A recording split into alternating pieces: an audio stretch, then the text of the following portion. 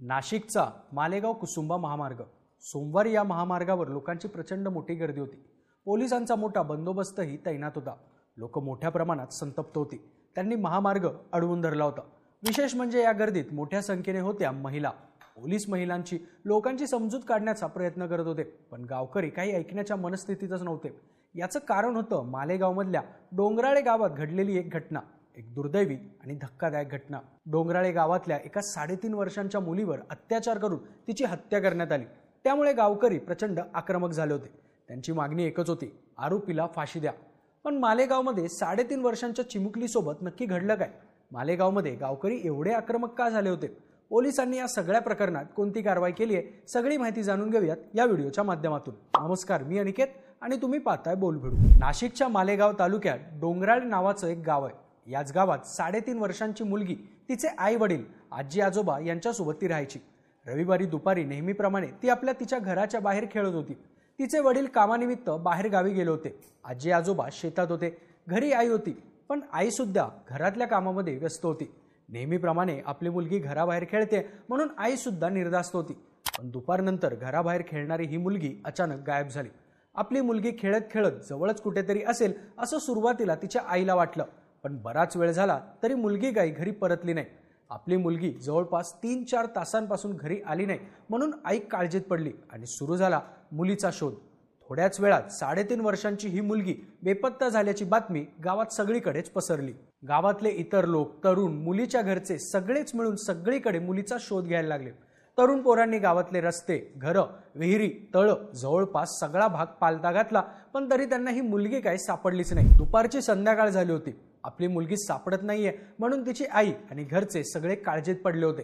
आपली मुलगी कुठे गेली असेल? तिच्यासोबत काही बरं वाईट तर घडलं नसेल ना? असे अनेक प्रश्न तिच्या घरच्यांना पडले होते। गावातल्या लोकांकडून मुलीचा शोध घेणं सुरूच होतं। अशातच रात्री साधारण 7 वाजण्याच्या आसपास गावातली काही मंडळी गावातल्या टॉवर जवळ येऊन पोहोचली। तेव्हा तिथं त्यांना दिसलेलं दृश्य धक्कादायक होतं। गावातल्या टॉवरच्या परिसरातल्या झाडाझुडपांमध्ये या चिमुकलीचा मृतदेह होता, तोही निर्वस्त्र अवस्थेत। मुलीसोबत काहीतरी चुकीचं घडल्याचा संशय गावकऱ्यांना आला, त्यामुळे गावकरी प्रचंड आक्रमक झाले। या घटनेची माहिती पोलिसांना देण्यात आली। पोलीस घटनास्थळी दाखल झाले। त्यांनी मुलीचा मृतदेह ताब्यात घेऊन पंचनामा पूर्ण केला। प्रथमदर्शनी मृतदेह बघितल्यावरच या चिमुकलीची हत्या झाल्याचं सगळ्यांच्या लक्षात आलं होतं। त्यानंतर मुलीचा मृतदेह पोस्टमॉर्टमसाठी मालेगावच्या सामान्य रुग्णालयात नेण्यात आला। पण या ठिकाणी गावकरी आणि नातेवाईक मोठ्या संख्येने जमले होते। त्यांच्याकडून आक्रोश करण्यात येत होता।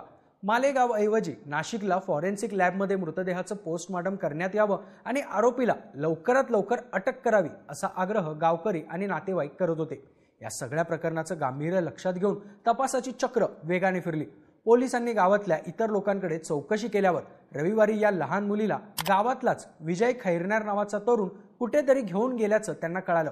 त्यानंतर पोलिसांनी विजयचा शोध सुरू केला। विजयच्या घरी गेल्यावर त्याच्या घराच्या भिंतीवर पोलिसांना रक्ताचे डाग दिसून आले। त्यामुळे विजयवरचा संशय आणखीनच वाढला। पोलिसांनी विजयचा माग काढण्यास सुरुवात केली।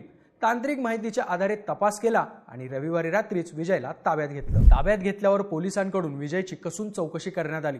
तेव्हा विजयने 3.5 वर्षांच्या चिमुकलीची हत्या केल्याची कबुली दिली। काही माध्यमांमधल्या बातम्यांनुसार विजयने चिमुकलीची हत्या करण्यासाठी कारण सांगितलं भांडणाचं। साधारण महिनाभरापूर्वी विजय खैरनार आणि या चिमुकलीच्या वडिलांचं काही कारणावरून भांडण झालं होतं। याच भांडणाचा राग विजयच्या डोक्यात होता। त्यामुळे वडिलांसोबतच्या भांडणाच्या रागाचा बदला घेण्यासाठी विजयने लहान मुलीला टार्गेट केलं। त्यासाठी त्याने दिवस निवडला रविवार 16 नोव्हेंबरचा। रविवारी दुपारी ही चिमुकली तिच्या घराच्या अंगणात खेळत होती।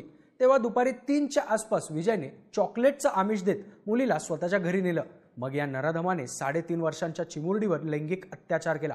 आपण केलेला प्रकार कोणाला कळू नये म्हणून विजयने दगडाने ठेचून आणि धारदार शस्त्रांनी वार करून तिची निर्घृणपणे हत्या केली।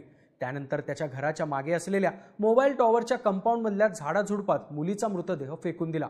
पोस्टमॉर्टम अहवालातही तिच्यावर अत्याचार झाल्याचं तसंच तिच्या डोक्यात वर्मी घाव बसल्यानं तिचा मृत्यू झाल्याचं नमूद करण्यात आलंय।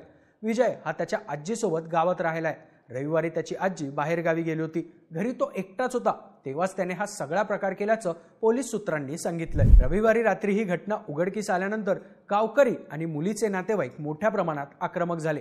त्यांनी मुलीचा मृतदेह ताब्यात घेण्यासही नकार दिला। सोमवारी मुलीचे नातेवाईक गावकरी यांच्याकडून मालेगाव कुसुंबा महामार्ग परिसरामध्ये आंदोलन करण्यात आलं। त्यांनी टायर जाळत 5 तास रस्ता रोखून धरला होता। विशेष म्हणजे या आंदोलनात महिला आघाडीवरती होत्या। 3.5 वर्षांच्या मुलीवर अत्याचार होत असतील तर आमच्या मुलींनी शाळेत कसं जायचं? एकीकडे सरकारकडून बेटी बचाओ बेटी पढाओचा नारा दिला जातो आणि 3.5 वर्षांच्या मुलीसोबत असा प्रकार घडतो, हे अत्यंत वेदनादायी आहे। आरोपीला तत्काळ फाशी देण्यात यावी अशी मागणी यावेळी करण्यात आली। या सगळ्या घडामोडींच्या पार्श्वभूमीवर शालेय शिक्षण मंत्री दादा भुसे यांनी गावकऱ्यांची भेट घेतली। यावेळी नाशिकचे पोलीस अधीक्षक बाळासाहेब पाटीलही उपस्थित होते। यावेळी नागरिकांशी चर्चा करून या सगळ्या घटनेचा सखोल तपास केला जाईल, आरोपीवर कठोरात कठोर कारवाई केली जाईल असं आश्वासन दिल्यानंतर नातेवाईकांनी मृतदेह ताब्यात घेतला। संध्याकाळी उशिरा चिमुकलीवर गावातल्या स्मशानभूमीमध्ये अंत्यसंस्कार करण्यात आले। पोलिसांनी आरोपी विजयला अटक केल्यानंतर त्याला न्यायालयात हजर करण्यात आलं होतं।